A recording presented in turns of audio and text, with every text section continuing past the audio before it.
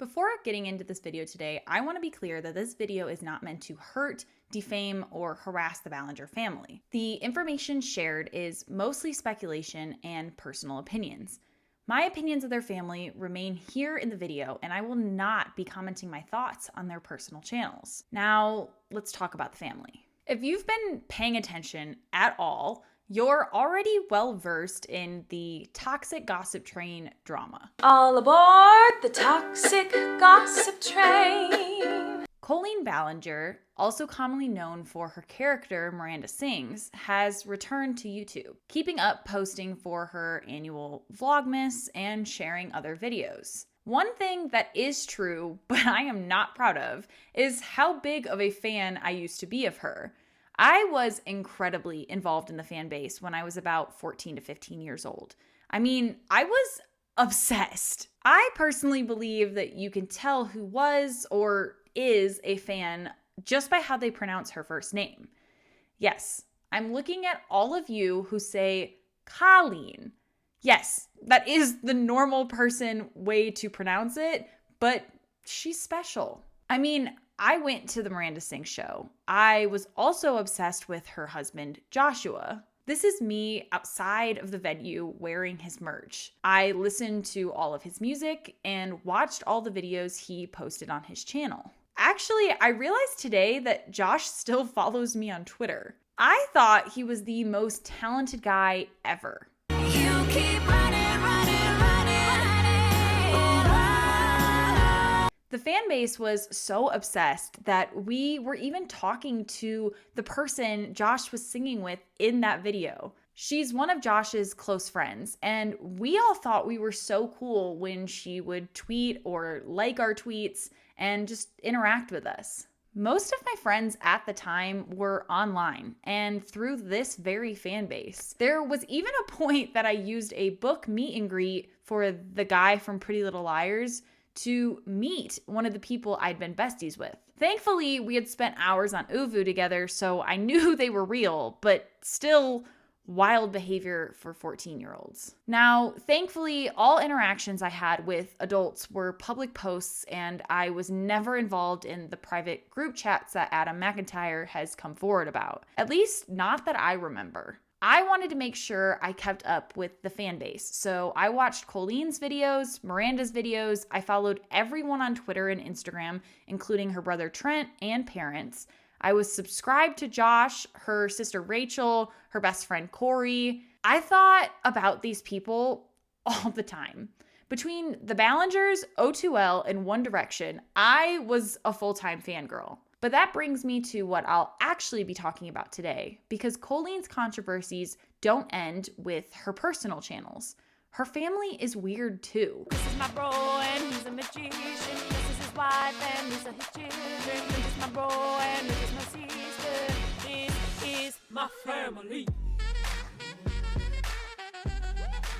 Specifically her brother Chris and his large family. Now, I remember Chris posting magic videos and some family vlogging, but none of those videos live on their current channel, the Ballinger Family. This channel's oldest post is from April 14th, 2017, and it currently stands at 2.3 million subscribers. At this point, I would have been a junior in high school and had rid my social media pages of any proof I was ever in the fan base. I was able to, at 16 or 17, understand that most of these relationships I valued were incredibly parasocial and gross. The Ballinger family still does not seem to have come to that realization for themselves. I remember in late 2015 finding myself constantly annoyed at the newer Miranda Sings videos. It all began to feel less like a joke and more like bullying. I grew out of this type of comedy and didn't think about Colleen much until 6 months ago when she posted her lovely ukulele apology video. But as we know, Colleen is back and she is doing just fine ranking in the views, even if a multitude of them are haters. What is very powerful about the Ballinger family are their fans. I know at least one of them will find their way to this video and argue every point I make. These people are loyal and cannot imagine a world where their favorite content creators might just be horrible people. Now, what I don't understand is the lack of conversation for the Ballinger family specifically. I think family vlogging, when it involves children, is gross, and I will always hate it. The main reason being the lack of choice for the children involved. My dad recorded plenty of videos of me as a child. Sometimes I took the camera too and made little vlogs. Now, I would die if some of those videos ever made it to the public eye, let alone hundreds of thousands to millions of people. I love myself. That is also why I will be blurring each child's face today. Anything you see blurred was my doing and not how the content appears on their channel. Now, when I watched Chris and his wife Jessica's vlogs in 2015, they only had 3 kids. They now have 6. Chris and Jessica are high school sweethearts, so Jessica has been around the Ballingers for Colleen's full career. Understandably, they saw the career she was making off of YouTube and jumped right in with their own content. So let's jump into the Ballinger family critiques. This is just a personal critique for me, but Chris's little part in their channel trailer is so cringe. I'm Chris. I love making videos and playing guitar. I wrote a Netflix series, a New York Times bestseller, and I'm always working on a new project. Did you notice that? He says he wrote a Netflix series. Yeah, the Miranda Sings one that absolutely flopped. Oh, and his New York Times bestseller? This. Chris was 32 when they released this book. The Miranda Sings character had 14-year-old me saying weird things like calling it porn if someone's skin was showing, or calling cleavage a chesticle crack. I vividly remember the day when I learned the word queef from her. My mom was so confused. It's odd we ever allowed this to be considered kid content. One of the critiques Colleen has faced is how she regularly hung out with JoJo Sita. There is a 17-year difference between them, and JoJo was absolutely a minor in each of these videos, as they started hanging out when JoJo was 12. What am I going through in this moment? A human coming out of my vagina. Yes! I'm talking about your vagina. So inappropriate. But it was also common for JoJo to be seen in the Ballinger vlogs. Now, this isn't too odd considering she was usually with their oldest daughter, Bailey, who is 4 years younger than JoJo. Now, I didn't find this all that bad, but some people have. The setup of the video is 11-year-old Bailey, 15-year-old JoJo, and 35-year-old Jessica chatting about boys and crushes. Yes, there's a 20-year difference, but it just seems like an innocent conversation with 2 friends and a mom. You can make that decision for yourself. Well, what about you, JoJo? You're gonna ask what about you? Billy about her crushes. I definitely have a crush right now. I definitely have a crush. I have never had a boyfriend, never had a first kiss, never had anything. I've never even talked to this boy right now who is my crush. But I mean, Some tea, I'm dying. Really? Some criticize 2 different things. First and foremost, this conversation shouldn't be posted for millions to see. Having a crush as a kid, and honestly even as an adult, is personal and can be awkward. I'm glad neither JoJo or Bailey named names, but this could have been really embarrassing for them. Also, people have said Jessica shouldn't have been a part of this conversation. Again, outside of hating family vlogs, I have little to no issue with this clip. However, I didn't love Jessica's reaction. The moment JoJo said she had a crush, Jessica was beaming. And I believe it's because she saw a viral video at that moment. She was likely hoping for JoJo to share more and have tons of people talking about JoJo's crush. But maybe she was really just being a cool mom and joining in on girl talk. Another minor example was in a water balloon video. Their son starts crying because no one was throwing any balloons at him. They then made his crying face the thumbnail for some good clickbait. Let's watch the clip of him crying. What's wrong, baby? What's wrong? Everybody's not gonna hit you, or everybody's hitting you? Again, I want to repeat, this is such a minor thing, but I do still agree with the critique. I already hate using your kids for content, But it is even worse to me when you exploit their big emotions for financial gain. Speaking of using negative situations to gain money, they have several videos featuring injuries and surgeries. Yes, these things are normal, especially in a family this big. But why does it all need to be documented for the internet? Are these 6 kids going to be happy to see these moments were posted for anyone to see? What is privacy for a child influencer? Another critique I've heard, and I fully agree with, is the amount of kids they have, the fact that they homeschool them, and their religion. I think I've said this in my Welcome to Plathville videos, but I genuinely believe there's nothing wrong with believing in God or homeschooling your kids, or honestly, even having a large amount of kids. The issue I have is when parents, like the Plaths, have this abundance of children and use homeschooling as a way to shelter and indoctrinate their children to believe exactly what they believe. I do not appreciate it when these kids don't get to regularly socialize with other kids their age, to know what is common behavior for their age group. I remember Bailey, their oldest, was put in public school for maybe a month, but was then pulled out. They claimed she was too advanced. But many people theorize it was actually because she was being bullied by kids who found her family's channel. Getting more social interactions from the get-go may have helped her through such a challenging time.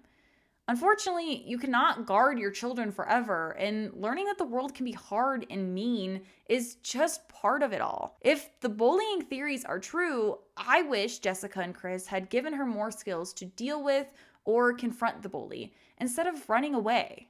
But also, this is why family vlogging shouldn't exist. You are providing your child's bullies with content to bully your child about. I have watched very little of their videos, so I don't know what they use for their homeschooling curriculum.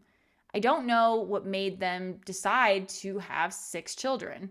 And I don't know the specifics of their beliefs outside of being Christians. From my outsider's perspective, Jessica and Chris seem to love each other and have a good and loving family. But again, family vlogging is a huge no-no for me, so that makes me skeptical. I also believe that this family has received very little criticism because they seem like such a good and simple family. They don't display their wealth like many other family vloggers. However, 2 parents will never have enough time and energy for 6 kids, especially when they're all fairly young. And this is another critique I personally have with large families. The 2 oldest children are almost always parentified, and it's unfair. No child should be consistently responsible for taking care of the emotional and physical needs of their sibling. The buddy system is gross and should not be utilized by any families. Simultaneously, many argue the Ballingers infantilize their children by dressing them in clothing intended for younger age groups and even gifting them toys for younger kids. I hardly see the issue here, but it might explain why Bailey was being bullied. Additionally, though, this family is close with Colleen. There is an abundance of Miranda Sings on their channel, and Colleen is an incredibly involved aunt. Even back when I used to watch her. She has now been exposed for multiple disturbing things, including inappropriate messaging and jokes to minors. The Ballinger kids have been in the Miranda Sings performances, so that makes me even more skeptical that no one stopped these jokes from being performed. I also know Colleen was homeschooled until 8th grade and was hyper-conservative, so I assume Chris, Trent, and Rachel were too. Do you mind cheese bone? I'd love them. I can't believe I'm reaching in there right now. While searching through Twitter to see if there's any further information about Chris, I realized he also follows me. This made me look through all of my followers. Their mom, Gwen, also follows me, and Josh's now deceased dog follows me. I just found that interesting and maybe a bit odd considering how young I was when I was a fan. Anyways, one of the most disturbing events for the Ballinger family was in February of 2019 when all of their videos got demonetized and comments were turned off. I'm not sure if this is fact, but many people have said that a big reason for this were people were commenting timestamps on kid content. One of the Ballinger family videos that featured a multitude of these supposed comments was a video of their son doing gymnastics. Here is how Colleen felt about the whole situation. I care more about the safety of children than anything else, and that's why I'm talking about this.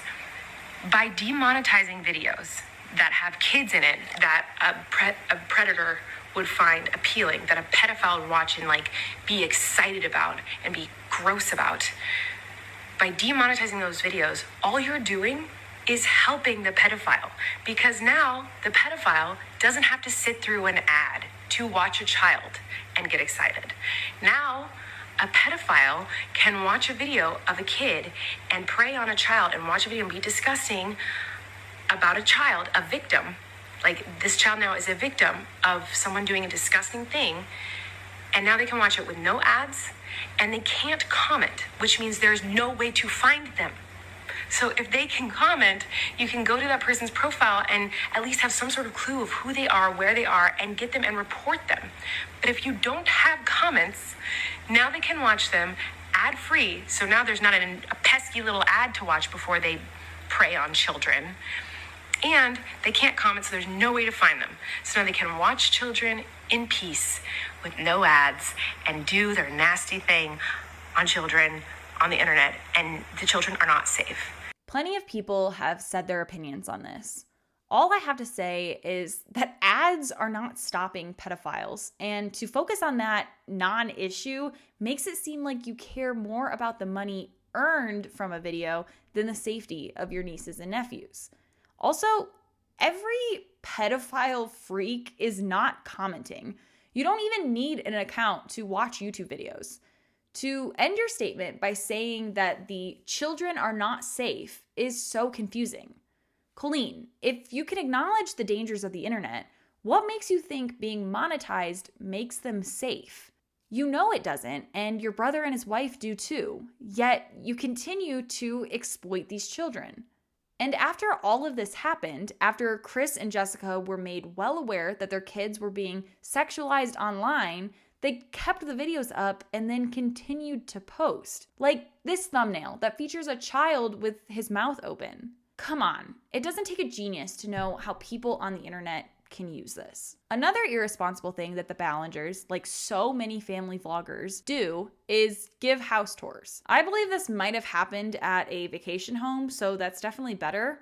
But let's stop doing this, people. Stop showing me the layout of your house. Stop showing me exactly where each child's bedroom is. Your job as a parent is to protect your kids, not potentially endanger and most definitely exploit them. I mean, these kids' births are posted online. They literally came into the world with a camera pointed at them. They also made a video of the kids watching their own births. I think this idea would be adorable in the privacy of your own home. One concern I really have for this family is what the future actually looks like. They have 6 kids and live in California. YouTube is obviously what has allowed them to maintain this, but what if YouTube isn't forever? When's the last time Chris or Jessica were in the workforce and not just shoving cameras in their children's faces? Have they been financially wise? What I'm getting at is, are they even capable of stopping family vlogging if they wanted to? But their content doesn't end on YouTube. They've also made it big on TikTok with 3 million followers. And this is where my least favorite controversy takes place. A large majority of their TikToks feature their son, Parker. He has such a bubbly and fun personality and is a really fun dancer to watch. However, the issue lies in the comment section of these videos. This Reddit post sums up my feelings well. Did anyone else notice that the Ballinger family TikTok comments are wiped clean of anything speaking on the Colleen situation, but they wouldn't do anything when their children were being ruthlessly bullied in the comments? Every post was filled with hate comments towards their children's personalities and appearances, but they had no desire to turn off their comments or monitor what was being said. yet nothing about Colleen. Absolutely sick how they have their priorities. When it comes to Parker's videos specifically, the comment section was filled with homophobic slurs, disgusting insults about gender norms, and just some of the worst opinions you can ever read about an innocent child having fun. I originally asked myself, why can't they turn off the comments? But then I remembered how well comments drive engagement. So again, they're seeming to value money over their children. In more recent news, on November 2nd, they shared a family vlog where Chris said this. Today we are going to a very special party for our friend JoJo. Yep, we're back to JoJo. When all of the allegations about Colleen came out, JoJo spoke out against them. This obviously upset people as the proof was overwhelming with screenshots and videos of the accusations. I think this is the first time that I've talked about this, so I just want to make sure I say my exact piece that I want to say. The internet can take a lie and run so far with it, so far that it's to the point where you just can't do anything about it. And I've had that happen to me, and I know Colleen very, very, very well, and I think the work that Colleen has done for the internet is incredible. I think her creativity is incredible. Well, JoJo, I don't think the internet ran with any lies this time. I also don't think you're guilty here, though, because I believe you were, and possibly still are, a victim. You should have never been hanging out with Colleen when you were 12. You shouldn't know Colleen very, very, very well. That's it. That's all I'm going to say. But as we can see, Chris and Jessica have continued their relationship with JoJo as well. One fan commented on the vlog saying, "Yikes, JoJo? Hope James isn't there. I am so disappointed. I've been watching your videos since Parker was little, and I just can't support this behavior of being surrounded by people who are problematic. Makes me sad." And here is their long response. "It is sad to me how caught up people get in online gossip. I think the Ballingers as a whole define gossip differently than me. Getting critiques on factual things isn't gossip, but whatever. JoJo is a lovely person. She has a huge heart, a dedication to bringing joy to others, and an absolutely brilliant mind. James wasn't there. I haven't seen him in years, but I wish him well." If you're unaware, the Ballinger family also doubted the James Charles scandal because they hadn't seen any evidence on the matter. Guess that's also how they're still in a relationship with Colleen. We have entered into a new sad era where it is more profitable to complain about and destroy other humans than to lift them up. While this comment in general makes sense, it's definitely not new human behavior, and more importantly, it doesn't apply to the case of James Charles and Colleen Ballinger. The accusations against them have proof, and even James admitted his faults in it. The best quote I have heard about this experience is, "If you have a problem with me, call me. If you don't have my number, then you don't know me well enough to have a problem with me." I know they thought they ate with this one, but that quote doesn't make sense. If someone is blatantly doing something wrong, they deserve to be called out for it. This is a part of the cost of putting your personal life out on the internet. People will have opinions and comment on them.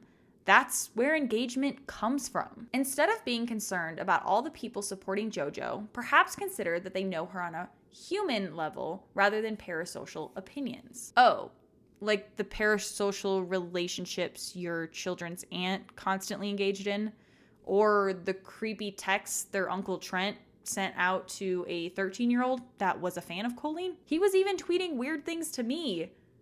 I don't remember the context of this. I do see that you are upset about all of the things you now believe about strangers, so I do applaud your decision to unsubscribe.